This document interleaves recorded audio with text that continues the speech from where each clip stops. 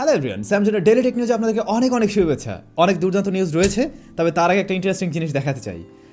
এই জিনিসের ভিডিও আগামীকাল আমাদের স্যামজন DIY চ্যানেলে আসতে যাচ্ছে।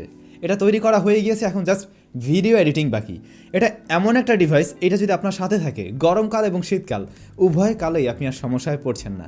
এটা দিয়ে চাইলে খুব সহজেই পানিকে গরম করে নেওয়া যায়, আবার খুব সহজেই চাইলে পানি ঠান্ডা করে নেওয়া যায়। তো ইন্টারেস্টিং একটা জিনিস, আবার এটা টোটালি পোর্টেবল, আপনি নিয়ে ঘুরতে পারবেন, রিচার্জেবল, আরও অনেক কিছু রয়েছে। অবশ্যই কালকে দেখা হয়ে যাবে স্যামজন DIY ওই চ্যানেলে। ভিডিও ডিসক্রিপশনে ওই চ্যানেলের লিঙ্ক দেওয়া থাকলো, চাইলে সাবস্ক্রাইব করে রাখতে পারেন আগামীকাল ভিডিওটি দেখার জন্য। ওকে, আজকের টেক নিউজের শুরুতেই রয়েছে একটা ইন্টারেস্টিং নিউজ, আর তা হলো বিশ্ববিখ্যাত ড্রোন কোম্পানি DJI বাংলাদেশে ব্যবসা শুরু করতে যাচ্ছে এবং DJI-এর প্রোডাক্টগুলো এখন বাংলাদেশে আপনারা অফিসিয়ালভাবে কিনতে পারবেন। DJI ব্যবসা করছে, তবে সরাসরি তাদের শপ এখানে থাকবে এমনটা নয়, কিন্তু তারা কাজ করছে নেক্সট গিয়ারের মাধ্যমে। নেক্সট গিয়ারের আউটলেটে DJI-এর প্রোডাক্টগুলো পাওয়া যাবে অফিসিয়ালভাবে। সো এটা অবশ্যই ড্রোন প্রেমীদের জন্য একটা দুর্দান্ত সুখবর। এর আগে ড্রোন আসলে আমরা কিনতাম মোটামুটি একটু বেশি দাম দিয়ে বলা চলে, বা সেটা আনঅফিসিয়ালভাবে ওইভাবে কিনতে হতো, কিন্তু এখন সরাসরি DJI-এর প্রোডাক্টগুলো আপনি এখান থেকে পেয়ে যাচ্ছেন। তো আপনার মাঝে আর ওই ধরনের কনফিউশন থাকবে না যে আমি যে ড্রোনটা কিনলাম এটা আসলে অ্যাকচুয়াল প্রোডাক্ট কিনা, বা এটাতে রিফারবিশড ওই ধরনের কোনো সমস্যা রয়েছে কিনা। সো আমার মনে হয় ড্রোন প্রেমীদের জন্য এটা একটা ইন্টারেস্টিং নিউজ হতে পারে অবশ্যই। অলরেডি আমরা OnePlus-এর তরফ থেকে বেশ কিছু মিড রেঞ্জের স্মার্টফোন পেয়ে গিয়েছি, যেমন OnePlus Nord N10, N100 কি জানি এরকম। তো ঠিক সেরকমভাবে OnePlus Nord-এর নতুন একটা স্মার্টফোন খুব শীঘ্রই আসতে যাচ্ছে। আমরা জানি যে OnePlus-এর 9 সিরিজের স্মার্টফোন খুব শীঘ্রই চলে আসবে, কিন্তু ওই সময়ের মধ্যে হয়তো আমরা Nord সিরিজের আরেকটি স্মার্টফোন পেয়ে যাব। এটা বলা হচ্ছে আপাতত OnePlus Nord N1 5G। তো ওই N1-এর পরে কি N11 হবে নাকি 12 নাকি 15 সেটা এখনও জানা যায়নি। যতদূর সম্ভব এটা OnePlus Nord N10-এর সাকসেসর। তবে এই স্মার্টফোনে কোন প্রসেসর থাকছে, কেমন ডিসপ্লে থাকবে, আগের মতো IPS কিনা, এই বিষয়গুলো এখনও জানা যায়নি। ম্যাক্স যে উনি এটা টুইট করে জানিয়েছে যে এই ফোন হয়তোবা খুব শীঘ্রই আসতে যাচ্ছে, এবং এটা হওয়ার একটা পসিবিলিটিও রয়েছে। পোকো ব্র্যান্ডের Poco X3 বাংলাদেশ মার্কেটেও যথেষ্ট জনপ্রিয়তা পেয়েছে। তো Poco X3-র প্রো ভ্যারিয়েন্ট খুব শীঘ্রই আসতে যাচ্ছে। অলরেডি ইন্ডিয়া এবং FCC আরও বেশ কিছু সাইড এটাকে লিস্টেড হতে দেখা গিয়েছে। তো এই যে স্মার্টফোন, এটাতেও 4G প্রসেসর দিয়ে আসবে, বা এটা 4G থাকবে, 5G হচ্ছে না। আর এই মোবাইল ফোনেও যতদূর সম্ভব IPS LCD প্যানেলে ডিসপ্লে দিয়ে আসবে প্রো ভ্যারিয়েন্ট। তারপরেও ডিসপ্লেতে IPS হয়তো আমরা পেয়ে যাব, তবে আগের চাইতে অবশ্যই প্রসেসরে ইমপ্রুভমেন্ট নিয়ে আসা হবে। দেখা যাক। এই মোবাইল ফোন বলা হচ্ছে যে প্রথম কোয়ার্টারের মধ্যে আমরা পেয়ে যাব 2021-এর।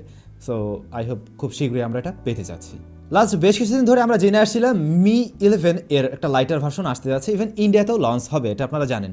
তো ওই যে স্মার্টফোন, ওইটার ব্যাপারে হালকা পাতলা একটু তথ্য পাওয়া গিয়েছে, যেমন সেটার প্রসেসর হিসেবে থাকতে যাচ্ছে Qualcomm Snapdragon 775 অক্টাকোর প্রসেসর, এবং এটা মোটামুটি কনফার্ম।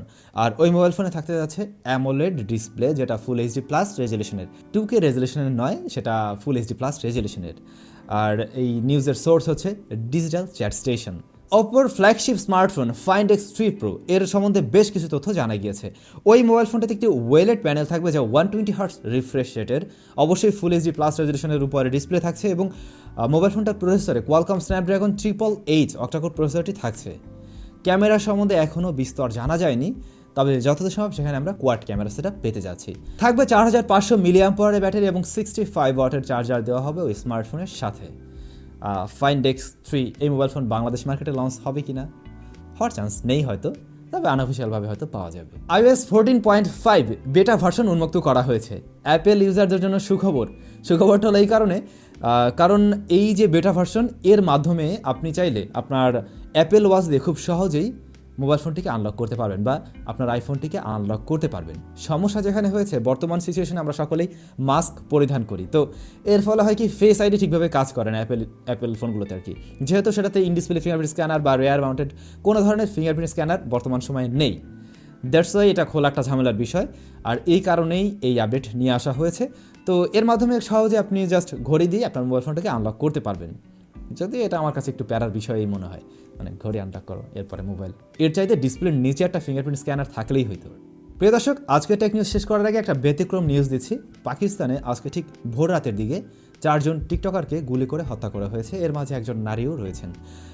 তো মূলত যেটা হয়েছে, এদেরকে কোনো আততায়ী অপরিচিত ব্যক্তিরা হত্যা করেছে। ওনারা রাতে ঘুরে বেড়াচ্ছিলেন শহরে, এবং রাতের বেলা আর কি টিকটক ভিডিও করছিলেন। তো হয়তো কোনো মানে ব্যক্তিগত শত্রুতা রয়েছে এমন কেউই তাদেরকে হত্যা করে বলে এমনটা ধারণা করছে ওই দেশের পুলিশ। আর এর সাথে টিকটকের কোনো সম্পর্কিততা রয়েছে কিনা এমনটা না, তবে যেহেতু তারা টিকটকার, নিউজটা আসলে ওইভাবেই এসেছে। তবে এই টিকটকাররা লাস্ট কিছুদিন আগে যে কাজটা করেছিল, শহরে রাতের বেলা ফাঁকা গুলি করে টিকটক ভিডিও করছিল। এ কারণে অলরেডি অবশ্য তাদের বিরুদ্ধে এফআইআর করা হয়েছিল। যাই হোক, এটা এক প্রকার স্যাড নিউজ। যেমন মানুষই হোক, আসলে কাউকে হত্যা করা অবশ্যই উচিত নয়। নিউজ সোর্স প্রথম আলো। প্রিয় দর্শক, আমাদের আজকের টেক নিউজের প্রশ্ন হলো, আমাদের চ্যানেলে নেক্সট একটা ভিডিও আসবে যে অমুক বাজেটের সেরা 4টি মোবাইল ফোন বা 5টি মোবাইল ফোন। কত বাজেটের মধ্যে আপনারা চান? অলরেডি আমাদের চ্যানেলে কিন্তু 15,000 এবং 20 থেকে 30,000-এর মধ্যে করা হয়েছে। এখন কোন বাজেটে চান কমেন্টস করে জানান। ওকে, আমরা চলে যাচ্ছি লাস্ট ভিডিওর কমেন্ট সেকশনে। সায়েদ তাসনিম ভাই লিখেছেন, ওকিটেল WP8 রিভিউ চাই ভাই।